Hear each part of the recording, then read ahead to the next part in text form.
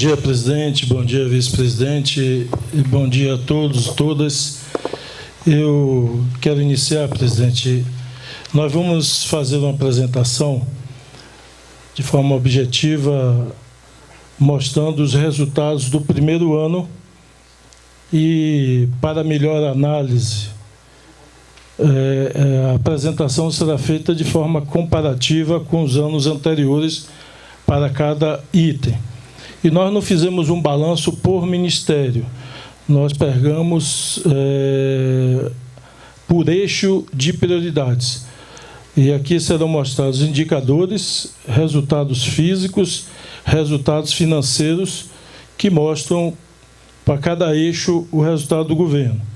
Pode passar? Então, nós separamos nesses eixos o eixo cuidando das pessoas, cuidando das cidades, do campo e do meio ambiente, cuidando da economia, cuidando dos investimentos, cuidando do Pacto Federativo, do diálogo e da democracia e a política externa brasileira. Então, são esses eixos que nós pegamos. E aí, cuidando das pessoas,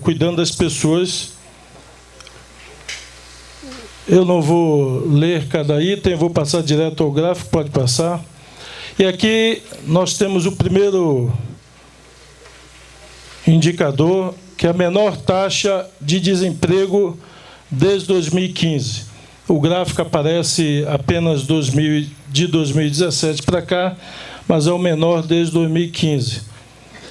E, portanto, nós vamos trabalhar para que, ao final do ano, em janeiro do ano que vem, nós possamos ter uma outra coluna expressando esta queda no mesmo ritmo que nós fizemos. Então, está aí o resultado do fruto, como disse o presidente, do trabalho da sociedade brasileira, do povo brasileiro, dos ministros de Estado. A segunda lâmina é a determinação do presidente de retomar a política de valorização do salário mínimo. E aí está apresentado um gráfico em linha, tendo como base zero o ano 2017, e dá para ver claramente a retomada e a inclinação da retomada da valorização do salário mínimo. Aí nós estamos apresentando a evolução do salário médio real e, portanto, essa política está expressa no indicador que a imprensa divulgou bastante aí nos últimos dias, que a massa salarial, o crescimento, é o maior desde o Plano Real, desde 1995. E, portanto, ela está expressa pela determinação do presidente de recuperar a massa salarial do país.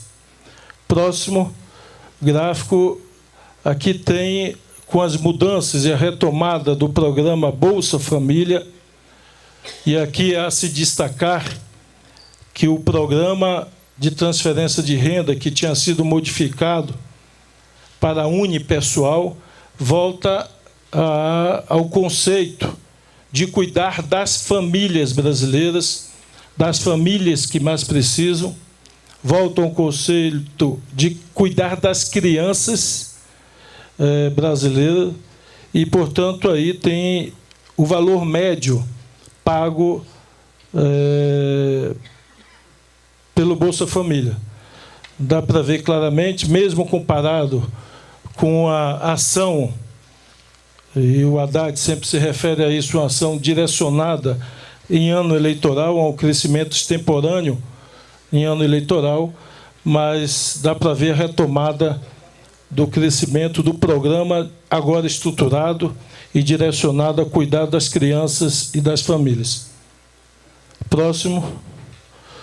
Aqui também, normalmente tem saído muita nota que se cortou pessoas do programa, mas aqui tem o número de pessoas atendidas pelo Bolsa Família. Aqui estão relatadas pessoas e não famílias.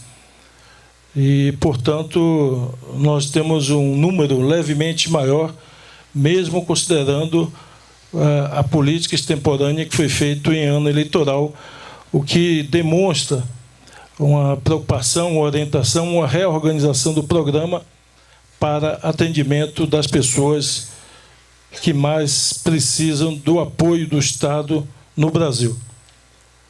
E aqui vamos para a área da saúde, que é a área que busca uma ação do governo federal no sentido de dar as mãos a estados, mas principalmente aos municípios brasileiros, no sentido de garantir médicos no sistema de atenção básica.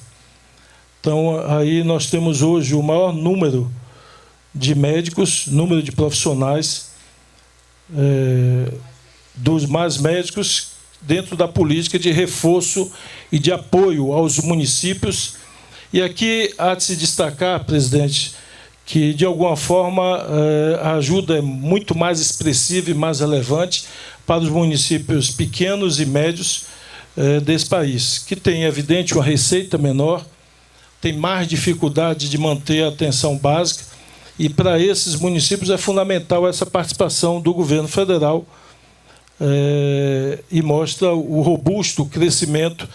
E aqui há de se destacar, a ministra Anísia, eu sei que ficou muito feliz com o processo de resultado, que na criação nós tínhamos muitos médicos de outros países, mas nessa versão dos mais médicos, nós tivemos a felicidade de ver maciçamente, ou quase a totalidade, de médicos brasileiros, e uma surpresa positiva é que, na maioria das regiões, os médicos eram das próprias regiões, quando não das próprias cidades, ou seja, jovens que haviam feito curso de medicina, haviam se formado e se inscreveram no programa para atender na região que eles nasceram ou na cidade que eles nasceram. Essa é uma característica aí do programa. Próximo. Aqui, outra ação importante, que foi a ação de garantir acesso a remédios do programa Farmácia Popular. E também o programa foi modificado, transformando em gratuidade aquilo que as pessoas pagavam 50%. Isso não está expresso aqui. Aqui está expresso o número de pessoas que tiveram acesso, mas essas pessoas passaram a ter o remédio, o maior número de medicamentos, gratuitamente, porque antes o programa correspondia, em boa parte dos remédios, a ter um desconto de 50%. Isso significa também não só facilidade para acessar os remédios, mas significa que a renda dessas pessoas ficou com as famílias para a compra de alimentos ou para outros itens, e aumentou, aqui está expresso a quantidade de pessoas e o número de medicamentos também. A Simone me sopra ali para eu citar que ampliou também o leque de medicamentos. Portanto, nós, além de ampliarmos o número de pessoas, ampliamos o número de medicamentos e as pessoas passaram a ter o remédio gratuitamente.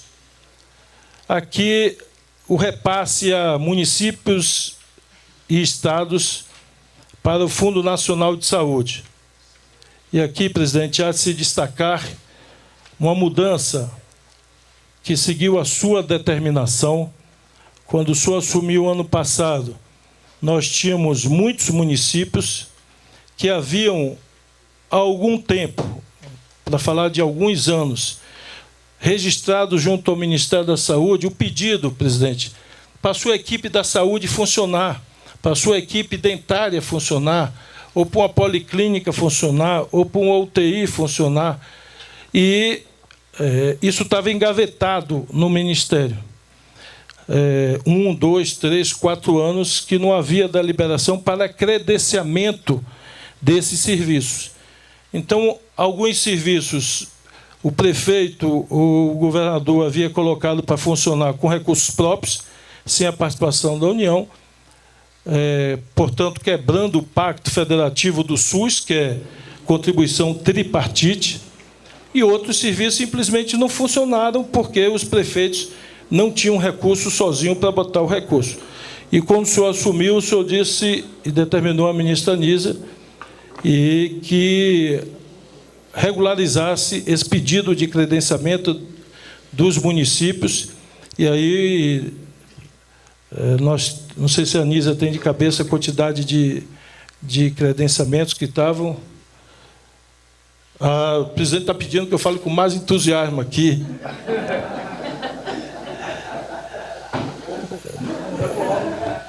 E vamos... Hein? Foi o Alckmin que pediu para falar com mais entusiasmo aqui. Mas os números falam por si só aqui. Os números são muito expressivos e os gráficos. E a Anísia... Não sei se a Anísia tem de cabeça, Anísia, quantas equipes e quantos serviços. Eu me lembro que, na época, eram mais de 4 bilhões que você, na saída, você credenciou e que está expresso aí, presidente, pelo aumento do repasse de recursos a estados e municípios. E aqui eu vou insistir. Aqui é a expressão do que é cuidar de gente, cuidar das pessoas. Ou seja, é recurso que é executado pelo município na ponta, pelo estado na ponta, que diretamente está cuidando de gente. E a segunda coisa que isso aqui expressa, e aí eu saudando o ministro Padilha, a retomada do respeito ao pacto federativo, respeito ao município, ao estado, independente de quem é o prefeito, a prefeita, o governador, a governadora. Aqui não olhou quem estava com pedido no Ministério da Saúde, se era um prefeito amigo ou adversário, se era um governador amigo ou adversário. Foi incorporado e foi credenciado todos os pedidos que tinham no Ministério da Saúde, dos serviços que os prefeitos e as prefeitas queriam colocar em funcionamento. Ampliação dos recursos do SAMU, que também viam patinando, e os municípios com dificuldade de manter o SAMU em funcionamento, e aí o gráfico apresenta um crescimento aí de 17% do crescimento do repasse do SAMU, também numa demonstração clara da relação federativa e do apoio a uma ação direta, e essa é uma marca, com certeza, muito forte no Brasil, o SAMU, e de uma assistência extraordinária para atender quem está em desespero na hora da dor, na hora do acidente. E, além de atualizar o repasse, foi ampliado o número de equipes e os vazios, preenchidos os vazios, para que isso ficasse resolvido. E aqui nós vamos para a área da educação, uma área importantíssima, presidente, e o ministro Camilo aqui, o ano passado, eu sei que era uma pauta que ele vinha buscando resolver, um crescimento de 48% no valor da merenda escolar. E aí nunca é demais lembrar que muitas famílias e muitas crianças têm a sua principal refeição na escola. Isso o repasse, a ajuda que o governo federal dá. Isso aqui não é o todo que se gasta no Brasil de merenda escolar, é evidente. Isso aqui é o repasse do governo federal, a ajuda do governo federal a municípios e a estado para reforçar a alimentação escolar. E aí um crescimento de 48%.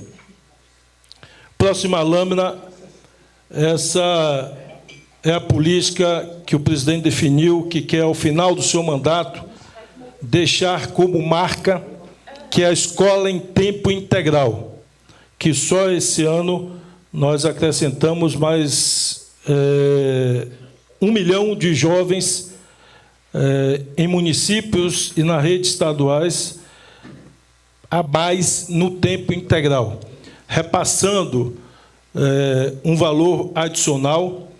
Houve, inclusive, presidente, um repasse já o ano passado, para que as escolas pudessem se preparar para receber esse 1 milhão de estudantes esse ano, que já estão cursando o tempo integral. Os prefeitos e governadores aderiram, indicaram quais escolas iriam funcionar em tempo integral, quantos alunos em cada escola, que somam um total de mais 1 milhão de alunos esse ano. Então, esse é um gráfico que nós haveremos de fazer crescer para o ano letivo do ano que vem. Foi lançado agora, presidente, não só 1.100 creches, mas quase 700 e poucas escolas em tempo integral do PAC, para que essas escolas possam, ao seu término, também absorver alunos do tempo integral. Então, é o maior valor. O gráfico aí, presidente, fala por si só. Ou seja, aí está expresso a prioridade do presidente, e essa é uma política que, como foi dito, não só os dados, os indicadores apontam que a aprendizagem é melhor no tempo integral, mas é a oportunidade do jovem ter, além da educação formal, ter acesso a uma educação profissional no contraturno, ter acesso a atividades culturais dentro da escola e ter acesso a atividades esportivas dentro da escola. Então, você incorpora o conceito mais amplo de cidadania e de educação, além do conceito estrito sensu de aprendizagem das matérias. E, como efeito, Lewandowski, dessa medida, é a proteção da família e do jovem, porque retira ele, em muitas comunidades vulneráveis, retira ele da exposição de, muitas vezes, estar na rua, no contraturno da escola. E, portanto, esse é um grande desejo das mães, principalmente, eu diria dos pais também, mas é um grande desejo das mães, das mulheres, em ver seus filhos tendo acesso à plenitude do que é uma escola integral, sem se falar que nós estamos estimulando também, e alguns estados e municípios já estão fazendo isso, presidente, muitos, oferecendo também assistência à saúde dentária nas escolas de tempo integral. Ou seja, você dá uma assistência integral a esse jovem e, portanto, nós temos uma expectativa grande de resultado com essa política. Resultado no crescimento da aprendizagem, resultado na expectativa dessa educação integral ao ser humano jovem, mas também um resultado, nós esperamos, na redução da taxa de criminalidade e na redução da exposição desse jovem à vulnerabilidade. Então, esse programa aqui está associado com outros, a exemplo da educação profissional. Próximo é algo também muito caro ao presidente e ao ministro Camilo, que é a alfabetização na idade certa, e, para isso, o ministro fez uma grande mobilização com municípios do Brasil inteiro, no sentido de haver uma grande mobilização para que nós consigamos rever o atraso, até eu posso afirmar, aguçado pela pandemia, que é o desalinhamento da alfabetização no tempo certo. Então, se eu gravei bem o dado, o ministro Camilo disse que quase 60%, é isso, Camilo? Então, 60% estão desalinhados na alfabetização em relação à sua idade, que deveria ser até a segunda série do Fundamental 1. E, portanto, aqui está expresso o crescimento do valor, cresceu 32%, o valor pago do governo federal aos municípios, nessa grande mobilização pela alfabetização na idade certa. E aqui saudar a nossa ministra da Cultura, e que está sorrindo bastante com os recursos disponíveis aí. Está pedindo mais recursos? Se muita gente você está pedindo mais recursos. Mas aqui tem um conceito que eu acho importante. Aqui não é valor, viu? Chamar a atenção da imprensa. Isso aí é número de propostas autorizadas a captar recursos da iniciativa privada para projetos culturais. Ou seja, o Ministério voltou a analisar propostas que tinham lá e autorizar que essas propostas possam captar recursos da iniciativa privada dentro da Lei Rouanet. Então, isso aqui significa a democratização também do acesso a essa fonte de financiamento, presidente. Porque quando o Ministério afunila e analisa poucas propostas, corre o risco de analisar, eventualmente, segmentando regionalmente no país, ou priorizando a análise de projetos de uma só região, ou, eventualmente, pelo tamanho do projeto. Eventualmente, pode ficar restrito a analisar só grandes projetos, prejudicando, portanto, uma universalização do ponto de vista regional e do acesso dos pequenos projetos. E esse grande número aqui analisado significa que foi democratizado pelo Ministério, ou seja, ao analisar este número, ele possibilitou que todos fossem juntos ao mercado disputar esse recurso, porque aquele projeto que não é sequer analisado no Ministério não pode disputar recurso no mercado. Não é isso, ministro? Falei direitinho? Então, tá. Aqui, ampliação dos recursos para o Fundo Setorial do Audiovisual. Aqui também está expresso a prioridade que o presidente havia dito na sua caminhada, na sua campanha, que iria priorizar a cultura em nosso país, ampliação bastante substantiva dos recursos do audiovisual. Aqui, o maior número do Bolsa Atleta, também no Ministério do Esporte, e com certeza nós haveremos de, ao final do ano, estar comemorando um crescimento desse gráfico aqui. Não tenho dúvida não, Fufuca, com certeza nós haveremos de apresentar um maior número de estimulando, inclusive a partir das escolas de tempo integral, que jovens, é evidente, que mostrarem melhor desempenho ou uma vocação para a prática do esporte profissional, possam se utilizar das diversas bolsas e acessar a prática esportiva. E aqui, saudando a ministra Luciana, nós vamos para a área da pesquisa, que também mostra um aumento bastante expressivo do valor das bolsas de pesquisa e pós-graduação. Então, de novo, o gráfico apresenta, por si só, o crescimento de 41%, no crescimento do incentivo à pesquisa e à pós-graduação. Ou seja, aqui nós não estamos falando, presidente, o senhor se referiu na sua fala, de anúncio ou de expectativa. Nós estamos falando aqui de resultados concretos, obtidos e transformados em números, em gráficos, para não ter a menor dúvida do que aqui nós estamos apresentando.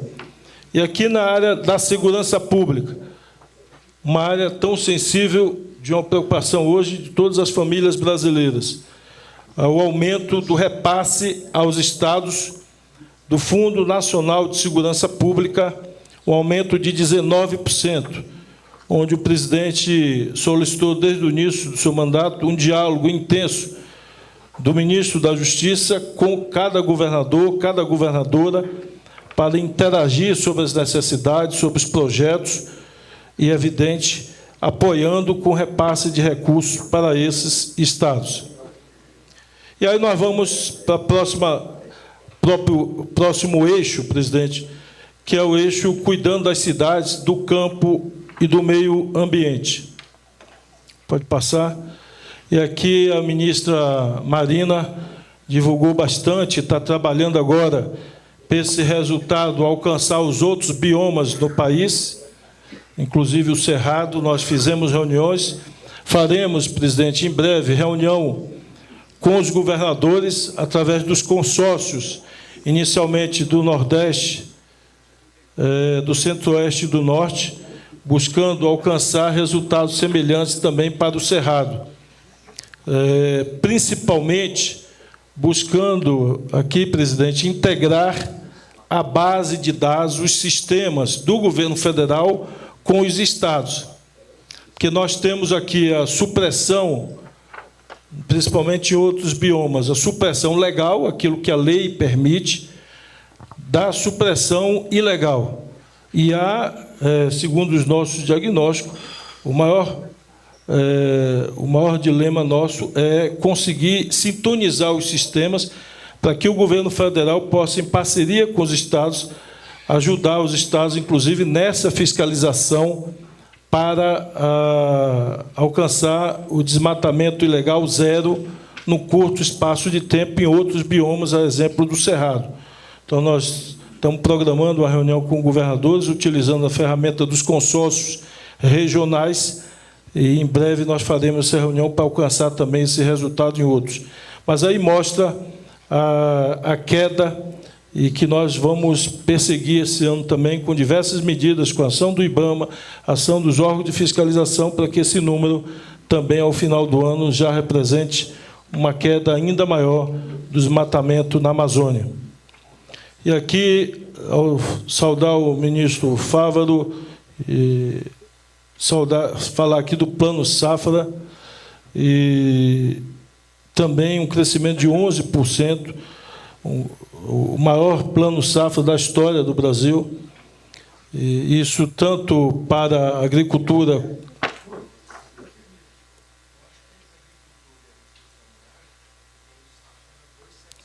Isso. Tá separado, nós vamos mostrar lá na frente.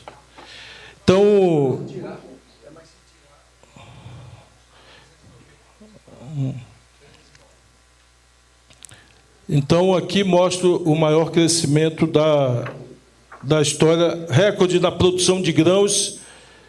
O Brasil cresceu 18% na produção de grãos, e com todos esses mercados que o presidente se referiu, que nós conseguimos abrir, haveremos de conseguir mais mercados esse ano, não só para a proteína, mas também para a venda de grãos.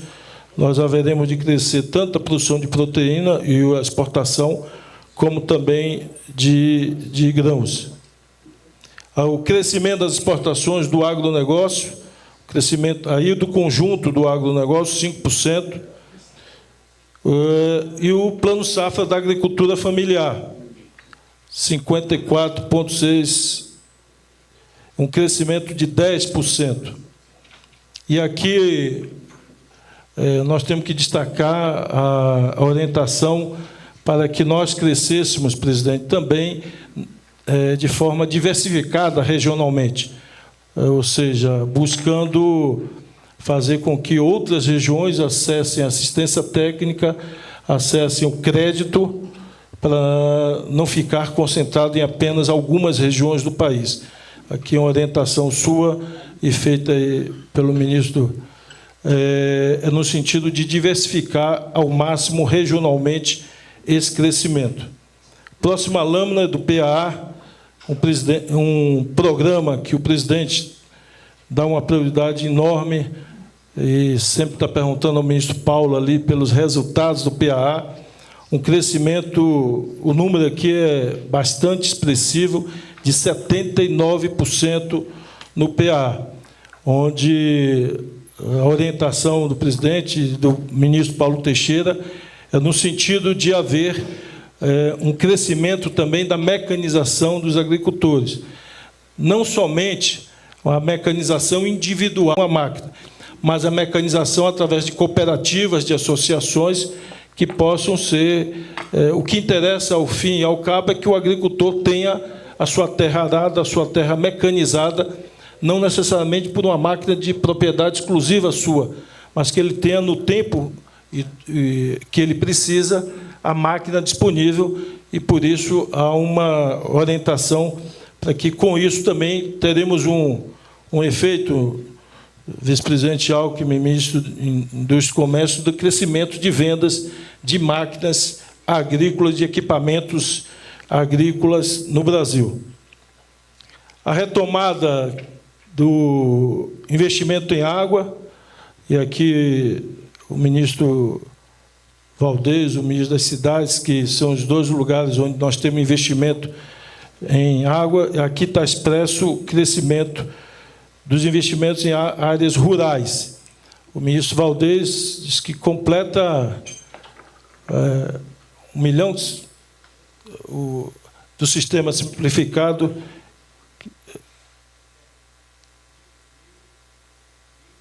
1.000 unidades de dessalinização, que está incluso aqui, que é voltado para a área rural, presidente.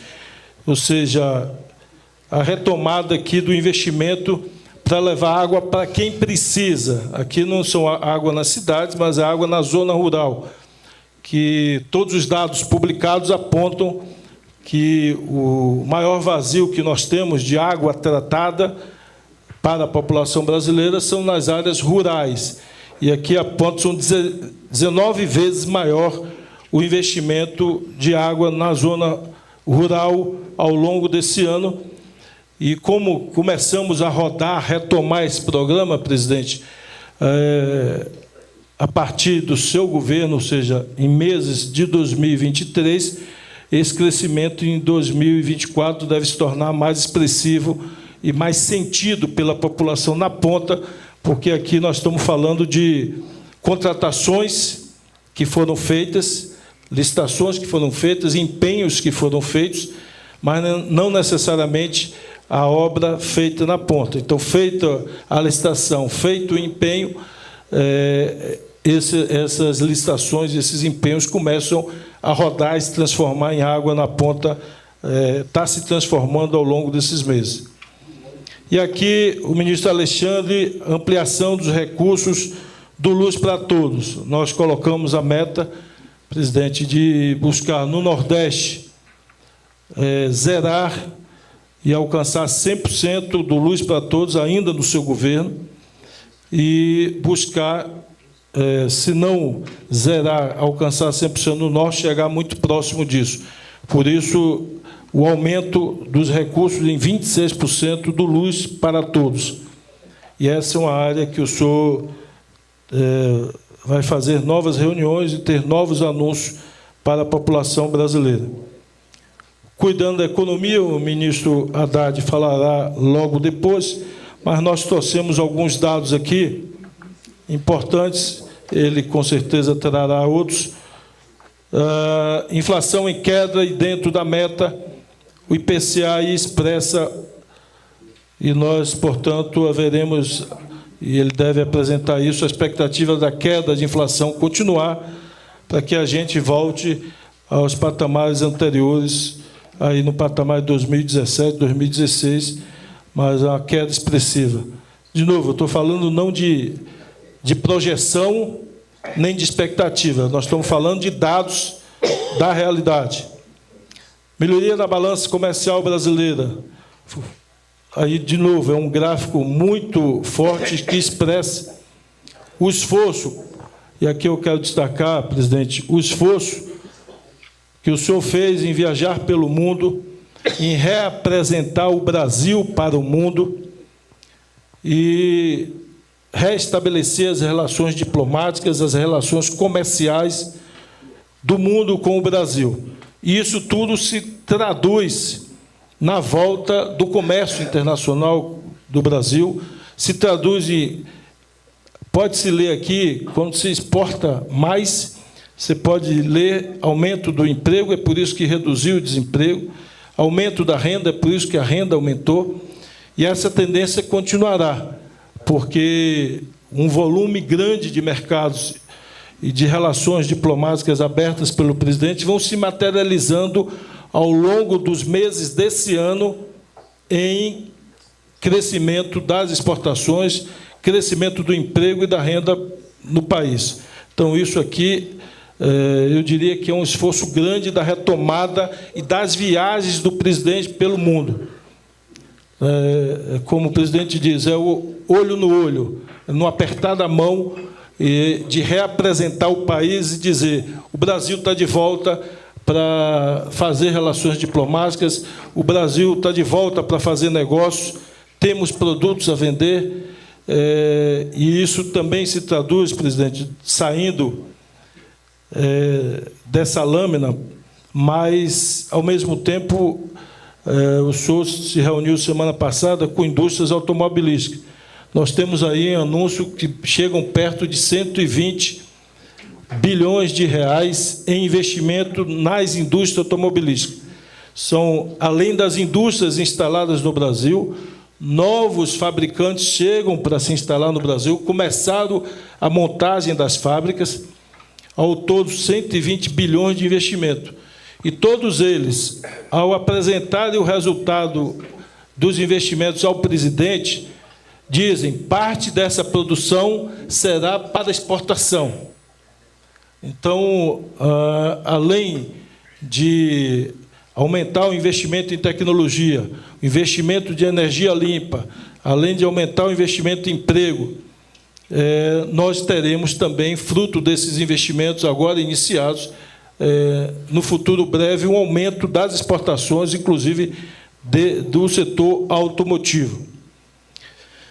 Próxima lâmina, também, a partir, eu diria, das viagens do presidente, da credibilidade do presidente internacionalmente, e o presidente, mesmo aqui no Brasil, tem repetido sistematicamente que o governo dele vai afirmar a segurança jurídica, a previsibilidade dos investimentos e, portanto, isso tudo sinalizou para o mundo uma queda do chamado Risco Brasil, e o resultado da queda do Risco Brasil é a redução da taxa de juros. O desejo de mais investidores do mundo inteiro olharem para o Brasil e se sentirem mais seguros para fazer os investimentos. E, por isso, também o Brasil ocupou, aí, se eu não me engano, a segunda posição em volume de investimento externo no mundo. E a expectativa nossa é que este crescimento deve continuar de volume de investimento e, portanto, de redução do chamado Risco Brasil.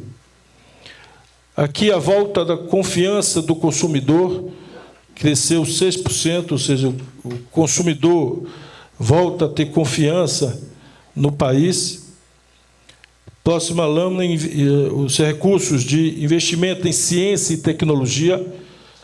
Aqui também é uma lâmina que o gráfico é muito forte, o que aponta o conceito do nosso governo de acreditar na educação, como já foi dito, educação pré-escolar, educação básica, mas também na educação superior e no investimento em ciência e tecnologia. Não se faz disputa o crescimento industrial hoje, ou mesmo do agronegócio, sem investir em tecnologia, em pesquisa e ciência, e aí os números estão muito expressivos quando relatam aqui os investimentos, além investimentos diretos com recurso público, mas também investimentos pelo Fundo de Ciência e Tecnologia. Aqui estão em número de projetos financiados. Lá, a lâmina anterior, nós estamos falando de valores. Aqui estamos falando de quantidade de projetos financiados. E aqui, mais uma vez, o gráfico, olha a série histórica, fala por si mesmo.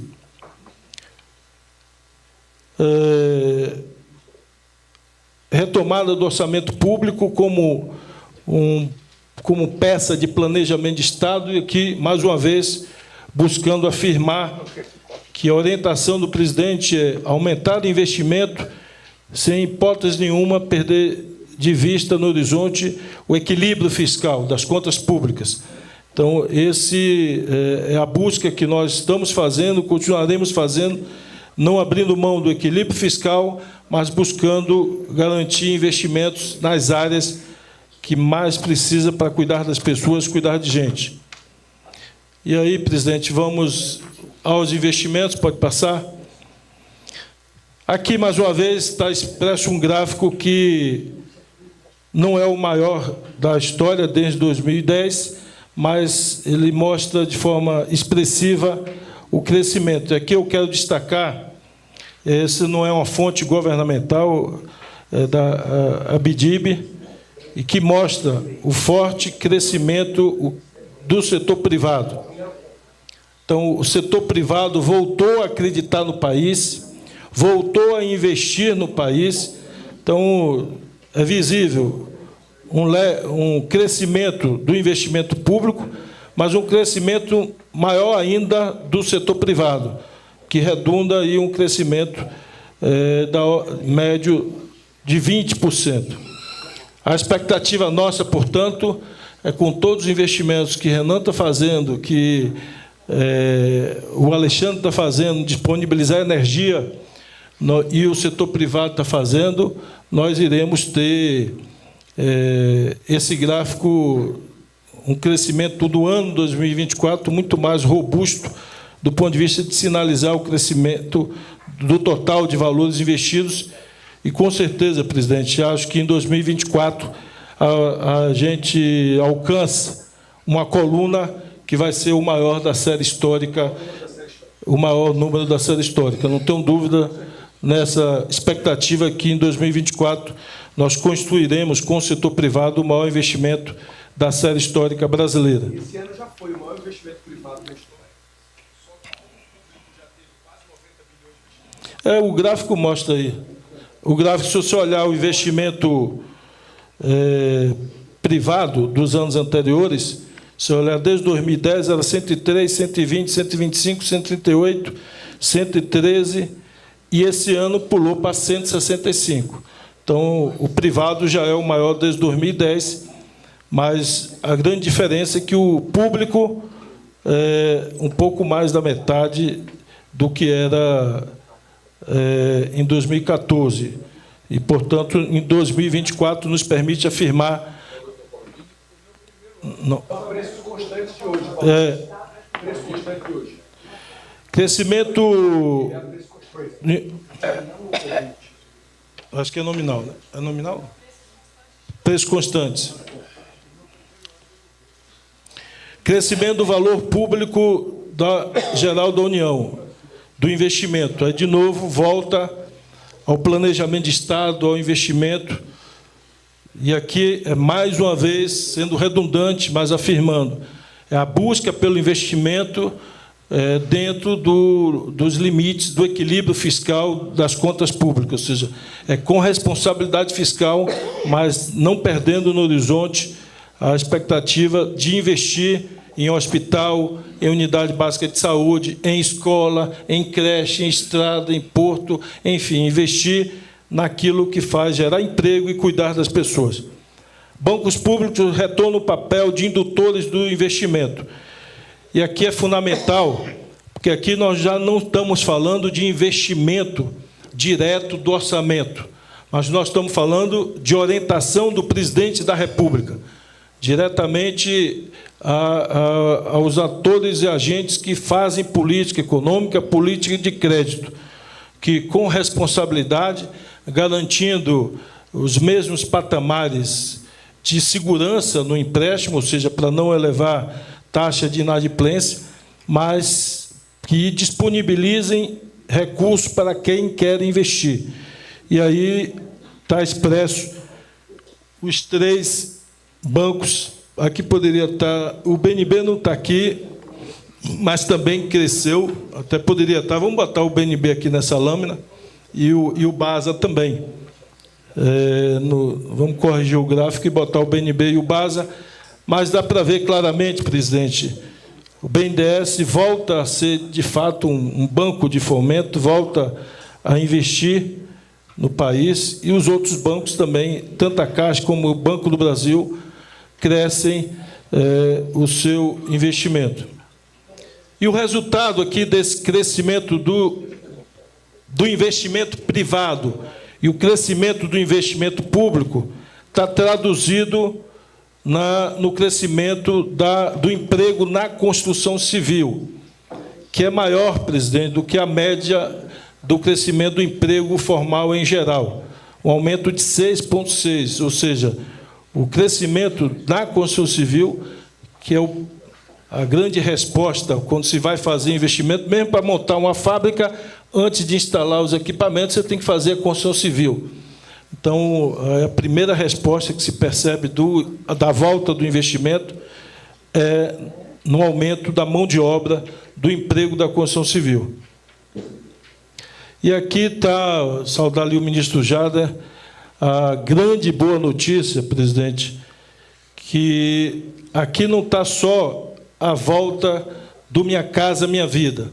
Aqui está a volta do Minha Casa Minha Vida, a retomada de 180 mil habitações que estavam abandonadas, algumas com 90% de execução, e que tiveram regressão, presidente, no percentual da obra, que, ao ficarem abandonadas, elas foram saqueadas, e uma obra que estava com 90% voltou ao patamar de 70% ou de 60%, porque equipamentos, materiais foram furtados. E, portanto, é a volta do Minha Casa Minha Vida, mas aqui também volta, que está expresso com o gráfico anterior, a confiança da população, a confiança das famílias. As famílias voltaram a buscar um terço, 2/3 não, ou seja, que mostra que o povo brasileiro, que as famílias voltaram a acreditar no país, voltaram ao desejo de financiar uma casa própria.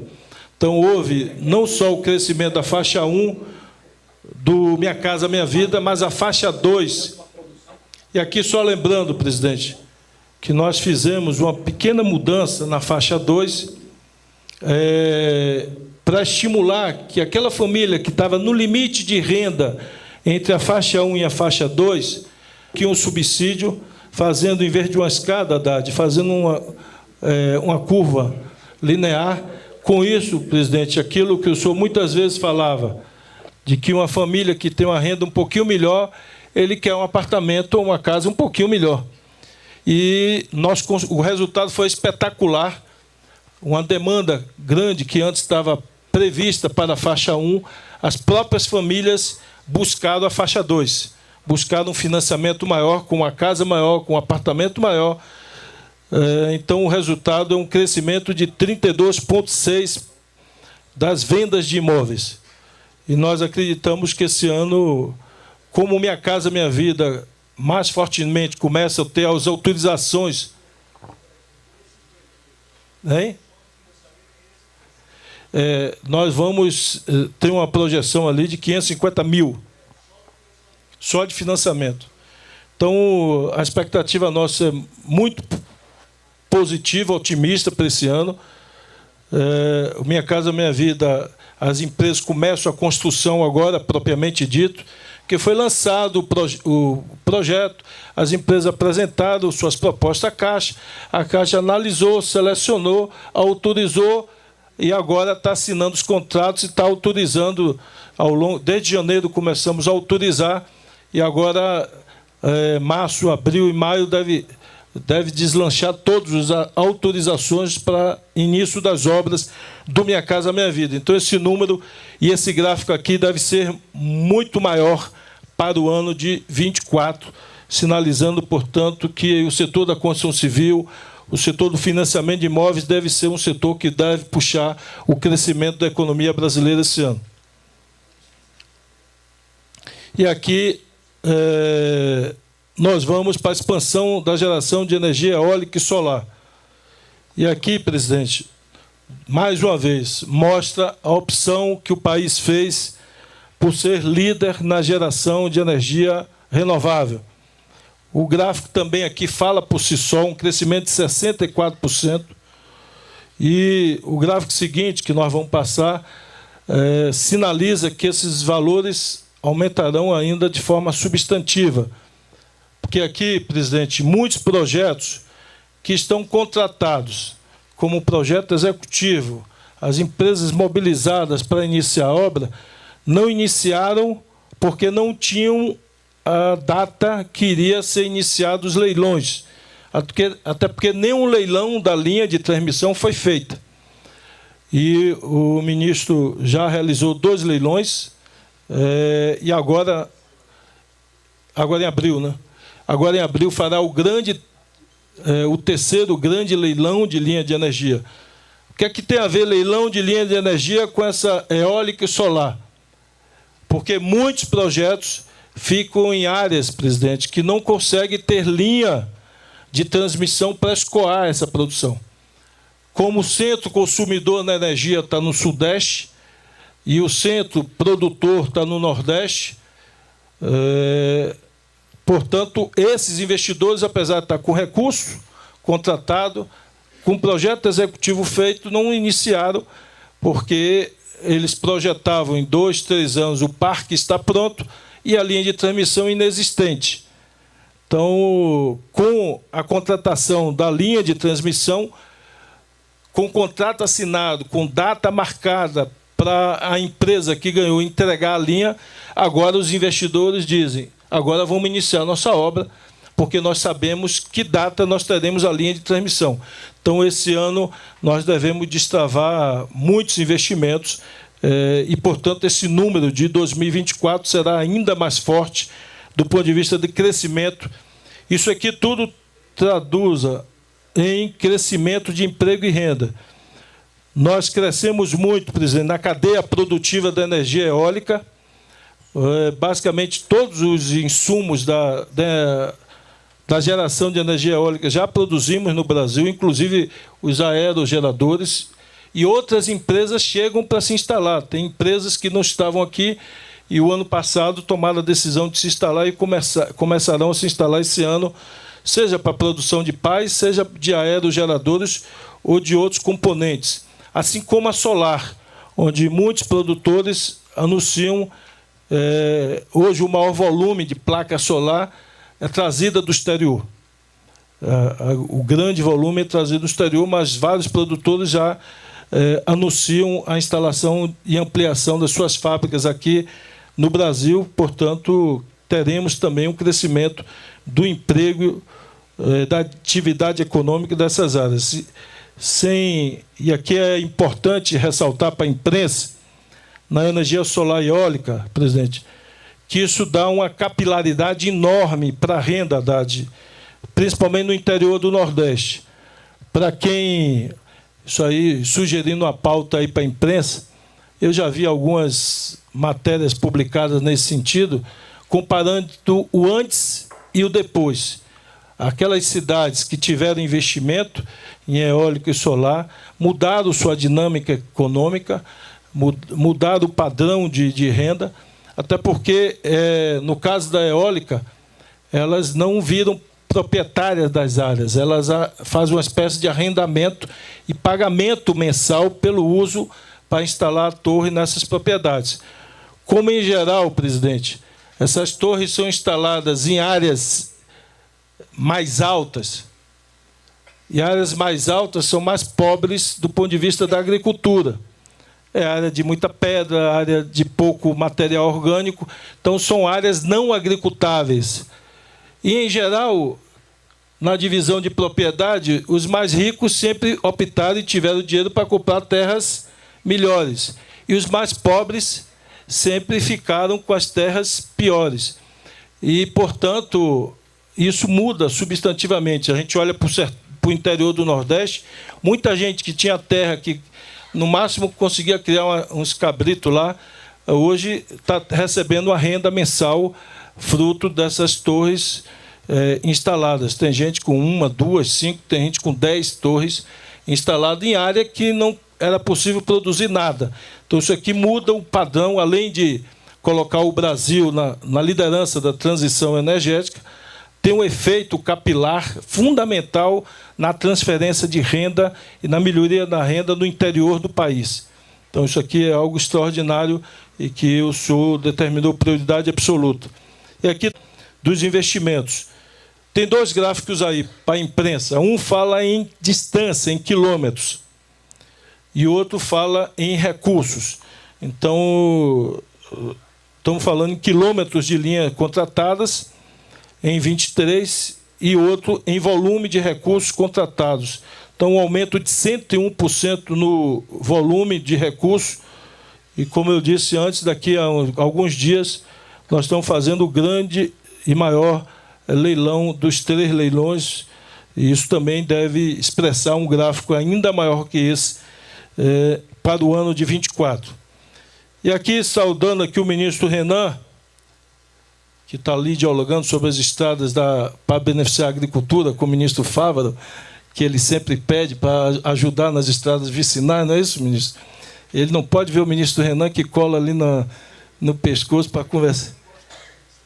Mas aqui, presidente, está de novo expresso a mudança completa de prioridade que o senhor determinou ao ministro Renan.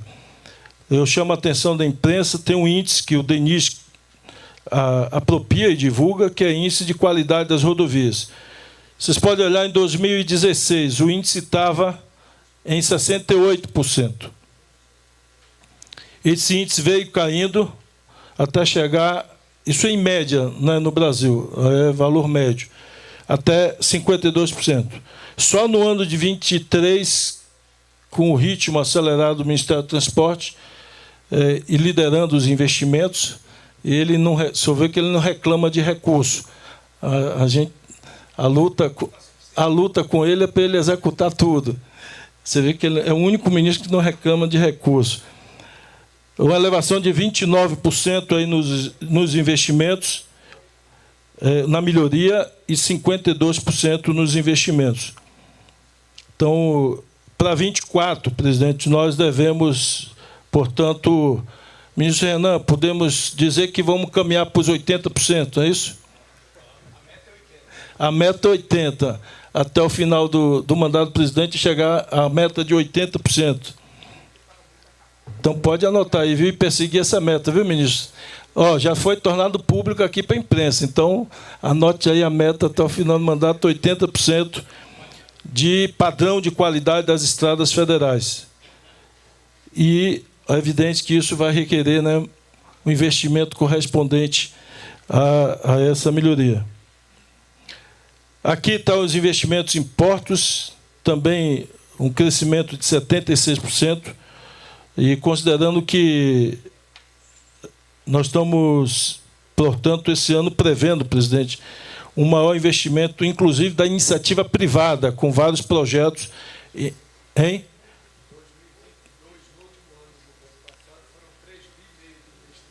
Privado. O ministro Costa aqui, Silvio Costa, me sopra que há uma expectativa de contratos e de anúncios feitos em audiências com ele do setor privado de investimento de 10 bi esse ano em 2024 para o setor privado de portos. Então, claro, é previsto, se aumentar as exportações, se está aumentando o investimento, obviamente vai aumentar o movimento portuário. E os empresários que investem nessa área já perceberam que, para manter esse ritmo de crescimento das exportações, precisam fazer investimentos nos portos. E o ministro aqui me auxilia, já anunciado para ele investimento de 10 bilhões nos portos privados ou nas concessões públicas.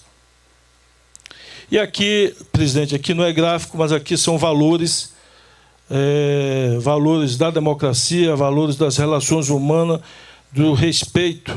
Então, união dos poderes para enfrentar o ataque à democracia, aumento do repasse a estados e municípios. Aqui a ministra Esther, que está dialogando com os servidores públicos, um reajuste de 9%, 9 mil vagas de concurso público, com algo inovador, feito pela primeira vez, é isso, Esther? Na história do Brasil, um concurso nacional unificado com 9 mil vagas, é algo inédito que eu diria que caiu no agrado aí dos chamados concurseiros, né? Mas há, de fato, um reconhecimento para essa iniciativa positiva do Ministério da Gestão de fazer um concurso unificado, onde possibilita e democratiza o acesso. Reativação dos conselhos de diálogo com a sociedade, que se traduz em restabelecimento dos conselhos de conferências realizadas, reunião com governadores, com entidades de prefeitos, e podemos comemorar redução de 52% nos índices de violência contra jornalistas e ataques à imprensa, porque a democracia, para nós, é um valor. E democracia não se trata apenas de realizar eleições limpas, mas se trata do ambiente das relações institucionais, e é evidente o respeito à democracia, pilar do respeito à imprensa, é pilar da democracia. E aqui a política externa, eu já me referi antes. Só acrescentaria aí a realização do PPA participativo, que foi um momento muito importante. Sim, importante ressaltar a mobilização da Secretaria-Geral com o Ministério do Planejamento, numa mobilização também muito expressiva pelo país inteiro, rodados 27 estados para a preparação do PPA, escutando a sociedade. E aqui está escrito e materializado, eu não vou ler, para a gente ganhar tempo, presidente, aquilo que eu já me referi sobre a retomada das relações internacionais. Isso tudo se traduz não só em diplomacia, em respeito e reconstrução da imagem do Brasil, mas é importante dizer que isso se traduz em negócios. E negócios significa emprego, trabalho para as pessoas. Se uma fábrica, se uma área rural aumenta a exportação, ou uma fábrica aumenta a sua exportação, ela vai precisar ampliar, ela vai precisar contratar mais gente, vai aumentar a massa salarial distribuída naquela cidade, naquela região, aumenta a atividade comercial, aumenta o emprego no comércio. Portanto, retomar as relações econômicas internacionais do Brasil, ela é fundamental. Dito isso, nós vamos trabalhar juntos, agora, não só, presidente, em diálogo com governadores, que nós já começamos há 2 semanas, para acelerar a execução do PAC, que passa por praticamente todos os ministérios. Mas agora, com PAC Seleções, também acelerar com os municípios, para que a gente também acelere o início das obras que nós selecionamos no PAC Seleções. E, no mais, agradecer aqui a cada ministra, a cada ministro, esses resultados e outros gráficos. Se algum ministro tem algum tema aqui relevante que a gente não expressou aqui, eu peço que, depois da reunião, a gente pode nos procurar para a gente incorporar o gráfico que está faltando. Tenho uma convicção, meu agradecimento a cada um dos ministros e ministras pelo trabalho em conjunto, e nós haveremos de trabalhar juntos, presidente, para, ao final do ano, em dezembro ou em janeiro do ano que vem, fazer uma nova apresentação, e, com certeza, todos contribuirão para que dados concretos, não discurso, gráficos concretos, informações possam ser apresentadas à imprensa, mostrando a continuidade desse crescimento nos diversos indicadores que refletem a economia brasileira, refletem o cuidado com as pessoas, saúde, educação, com cuidado e bem-estar da infraestrutura, da logística, a redução do custo do Brasil, que o senhor está orientando para que esse país cresça de forma sustentável. Muito obrigado, presidente. Poder Monitor. Acesse agora e ganhe 30 dias grátis.